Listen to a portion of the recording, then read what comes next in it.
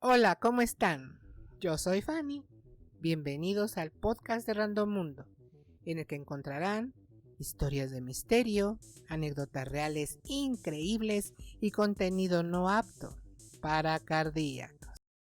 En esta ocasión agradecemos a Remanchados, el canal del Gatito Dorado, que nos hizo favor de regalarnos un libro de relatos paranormales, historias verdaderas de Kimberly Molto, del cual tomaremos de vez en cuando alguna historia para contárselas. Qué bueno que están con nosotros. Comenzamos.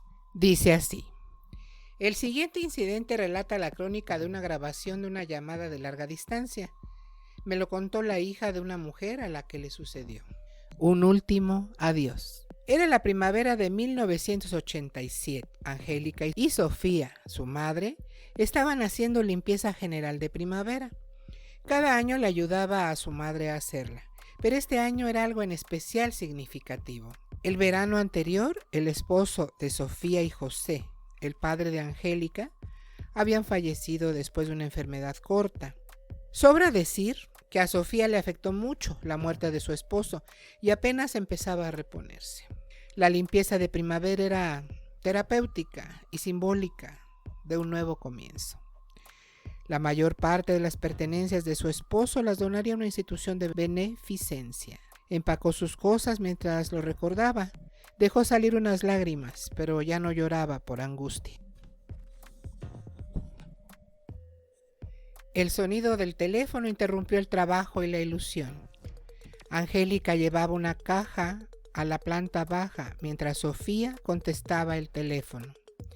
Cuando Angélica se reunió con su madre en la cocina, se sorprendió al observar que estaba pálida y temblaba. Escuchó que su madre decía: «¿Joseph? No puede ser». Empezó a llorar y se desplomó inconsciente. Angélica le arrebató el teléfono mientras se esforzaba por detener a su madre. Gritó en el teléfono, pero solo se escuchaba estática en la línea.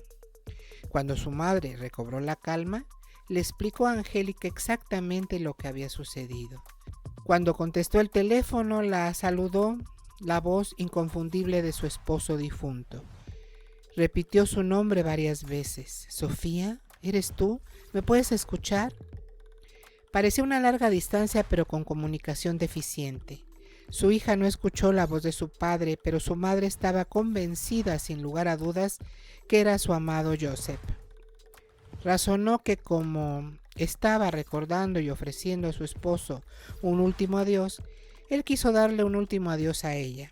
En realidad no se sabe lo que sucedió, pero su madre sintió que este acontecimiento era una bendición y que logró una conclusión esperada durante mucho tiempo, así como recobrar la paz.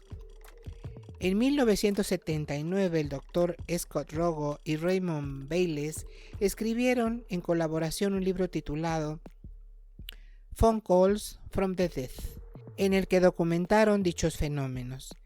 Ellos afirman que a pesar de la naturaleza meramente anecdótica de tantos de esos casos de llamadas telefónicas, existen sin embargo muchos registros de casos de este fenómeno que ya han sido certificados.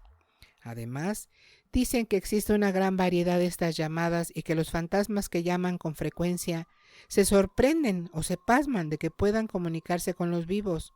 No es de extrañarse. Un primer muy buen relato de Kimberly Molto.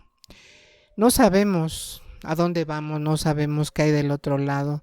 Se ha mencionado muchas veces que por medio de la electricidad, por medio de las computadoras, de los teléfonos, podremos comunicarnos con los seres que se han ido, debido a que son energía y solamente están en otra dimensión. ¿A ti te gustaría comunicarte con algún ser querido y poder platicar con él por el teléfono, por la computadora? A mí sí me gustaría. En el segundo relato tenemos un cuento irlandés. Bill nació en el hermoso poblado costeño de Donlager. Él y su familia son muy conservadores, en especial porque puede rastrear sus ancestros por el lado materno. La familia de los Lawless hasta la Irlanda del siglo XIII La residencia ancestral en un castillo del siglo XV, conocida como Shankill, que quiere decir iglesia antigua. Cuando era niño, Bill solía pasar los veranos en una casa del siglo XVIII que quedaba al lado del castillo. En ese tiempo, los tíos de Bill eran los dueños y para un joven curioso como él era como un sueño hecho realidad, con la escalera de metal en forma de caracol y todas las habitaciones secretas. Un día que Bill compartía su historia familiar conmigo, le pregunté esperanzada si había fantasmas o algún espíritu cuyos gemidos presagiaran la muerte en una casa, que no solo sirviera como un medio eficaz para intimidar a los niños de la casa, para que se portaran bien, sino porque también era, en especial en tiempos de guerra, como una sirena elemental de desesperación para aquellas familias que se quedaban en casa. El gemido aterrador del Banshee servía de un doble propósito, como precursor de una muerte inminente y para anunciar alguna muerte que ya había acaecido. Por supuesto que Irlanda tiene muchos fantasmas que se conocen como Tepshi o Rash. Los irlandeses creían que si alguien moría de repente, en especial si dejaba tareas inconclusas, apegos pasionales o negocios no terminados con los vivos, él o ella se quedaba atrapado entre este mundo y el siguiente. También los prevenían en contra de una congoja excesiva o de lamentarse sobre los difuntos, recomendándoles estar tranquilos ya que los privaban de su descanso. En las islas occidentales se solía decir que se despertaba al perro que quería devorar las almas de los muertos. Los irlandeses también tienen su variante original del propio doble fantasma, al que conocen como el fetch, espectro de una persona viva. La leyenda dice que si se ve el doble de alguien en la mañana, no le acaecerá ningún mal a él o a ella, pero si se ve al anochecer, es seguro que llegue la muerte. El primer encuentro de Bill con fantasmas sucedió durante sus días de universidad. Asistía a Black Rock en la costa este de Irlanda. La dirigía un grupo de sacerdotes del Espíritu Santo. Irónicamente, aunque todos los de la localidad la conocían como los padres franceses. Bill escuchó muchos relatos de fantasmas durante su estancia en Black Rock, pero fue hasta 2 años antes de terminar que tuvo una experiencia de naturaleza personal. Los estudiantes compartían unos baños comunes en el dormitorio y una noche, cuando ya todos habían apagado la luz y se habían retirado, uno de los estudiantes que fue a utilizar las instalaciones salió corriendo de manera desesperada y regresó al dormitorio. Se echó un clavado en su cama y de forma literal se escondió debajo de las sábanas. Era evidente que algo le había causado terror. Le explicó a sus compañeros de cuarto lo que había sucedido, qué le había dado semejante susto. Se había topado con el espíritu de un sacerdote. Los detalles tan increíbles que les proporcionó al relatar la experiencia los preocupó. Tal vez era algo más que la imaginación de un pobre muchacho. Como los relatos de fantasmas se extendían por toda la universidad, el decano reunió a los estudiantes del último año, entre los que estaba incluido Bill, y les ordenó que pararan esos relatos. A Bill lo nombró prefecto, lo que significaba que tenía que vigilar a los estudiantes nuevos y más jóvenes. Además, si todas esas tonterías sobre fantasmas asustaban a los estudiantes más jóvenes, a Bill lo expulsarían. Sin embargo, era poco lo que pudiera hacer para detener la difusión de los cuentos de espantos. Para empeorar las cosas, Bill mismo presenció una manifestación fantasmagórica clásica. Pudo ver a un hombre que caminaba rápidamente por un corredor y mientras Bill lo observaba, el espectro simplemente se esfumó dentro de la pared.